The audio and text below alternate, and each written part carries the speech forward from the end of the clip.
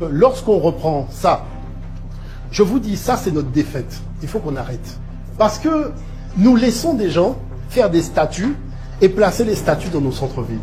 Le problème, c'est qu'on ne va jamais avec une boussole pour voir comment est placée la statue. Voyez-vous, chez nous, toutes les statues sont orientées vers le nord. Les anciens ont toujours assimilé le nord à l'absence de lumière. Vous voyez, à la stérilité, à la virtualité matérielle, associée à 7 ennemis d'Osiris.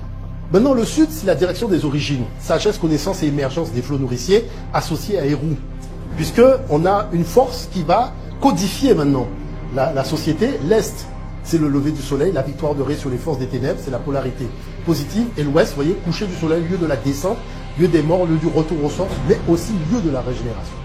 Donc, qui fait que, vous voyez, si on tient compte des solstices et des équinoxes, on ne peut pas placer un objet n'importe comment. Si vous avez une statue d'un personnage important, c'est important qu'il regarde vers l'Est. Vous voyez l'affaire? Parce que l'Est, c'est le lever du soleil, la victoire de Ré sur les forces ennemies. Aucun blanc ne va jamais placer une statue représentant un noir dans la direction de l'Est. Le gars n'est pas con. La plupart de ces gens-là, en plus, c'est des francs-maçons, des rosicruciens, c'est eux qui organisent des choses comme ça contre nous. Et la chose, c'est qu'avec ça, les ancêtres parlent dans des textes qui nous échappent des fois, que Dieu est présent dans la création sous la forme de filets.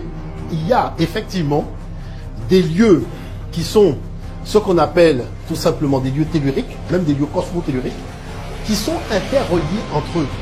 Et il y a des filets à différentes échelles. Donc la chose, bon, je suis désolé pour les chrétiens, d'accord?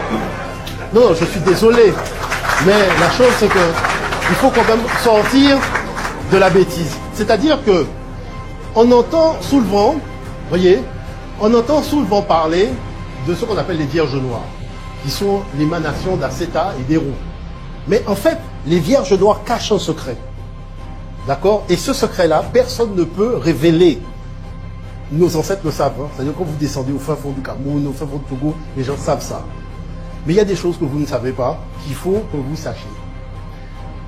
Depuis qu'on a inventé le GPS, il y a donc des petits malins, voyez-vous, qui ont commencé à faire la liste de toutes les églises et les cathédrales en Europe, il y en a beaucoup, hein, où il y a des vierges noires. Mais savez-vous qu'elles sont tous alignées sur le filet? Et que cette ligne-là s'appelle la Shakti. La Shakti, c'est la ligne d'Isis.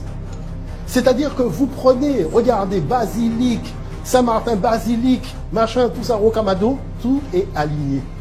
Et oui, Jésus-Christ n'existe pas, Marie non plus, parce que le Créateur, en fait, a déjà mis son énergie dans la création. C'est-à-dire que nos ancêtres, quand ils habitaient l'Europe, ils ont placé des objets tels que les dolmens, les menhirs, voyez, sur des lieux telluriques qui sont les nœuds. Et qu'est-ce que les Européens ont fait?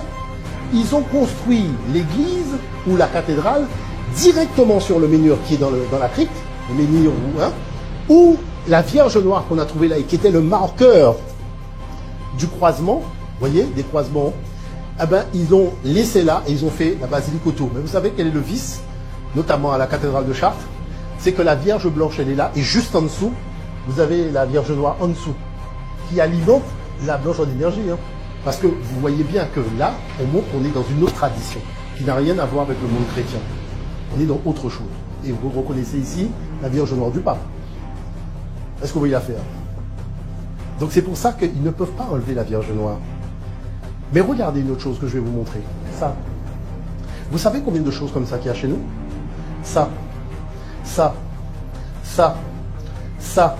Ça. Ça. Il y en a partout. Mais la chose, mais posez-vous la question, mais bon sang, pourquoi on met une croix sur des roches? Parce que je vais vous expliquer la chose.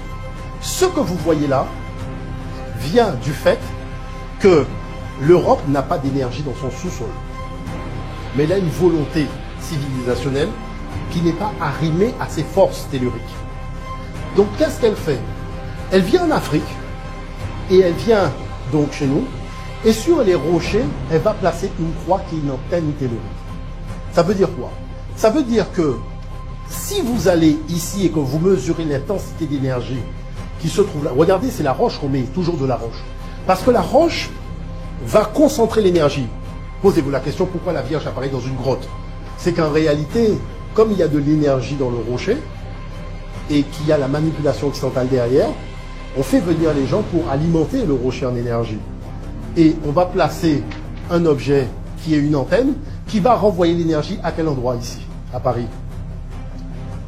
Voilà. Attends, ils n'ont pas d'argent pour les gilets jaunes, mais ils construisent des croix de 9 tonnes sur des zones telluriques chez nous, sur des rochers. Et regardez ce qui s'est passé au Cameroun, quand les jeunes ont été enlevés la croix, c'était tout un problème. Mais pourquoi? Parce que vous avez mesuré l'intensité du rocher, de l'homme noir, mais si vous mesurez l'intensité du rocher, vous allez être impressionné de voir à quel niveau d'énergie se situe ce rocher. Parce qu'il n'y a pas de croix là où le rocher n'a pas d'énergie, mes chers amis. Parce que la relation entre le nord et le sud, c'est du vol énergétique à tous les niveaux. C'est-à-dire que les gars ont un projet de civilisation, mais ils n'ont pas l'énergie pour faire tourner ce projet. Donc voilà très clairement la stratégie, comment elle a été conçue. Parce que vous n'avez pas encore compris que c'est comme ça qu'on neutralise un adversaire. Aussi. Donc, la chose c'est que prenons ici, les points que vous avez ici, c'est là où il y a des croix. C'est là où il y a des croix. D'accord? Regardez l'affaire. Vous voyez? C'est-à-dire que les croix se situent où encore? Sur les lignes énergétiques. Donc ça n'a rien à voir avec le gars qui crie, hein. Je parle de Jésus. Ça, c'est quelque chose d'autre. Vous voyez l'affaire? C'est quelque chose d'autre. Donc il faut arriver à comprendre ça. Oui, c'est un gars qui crie. Mais il crie puisque le monde cavité est arrivé.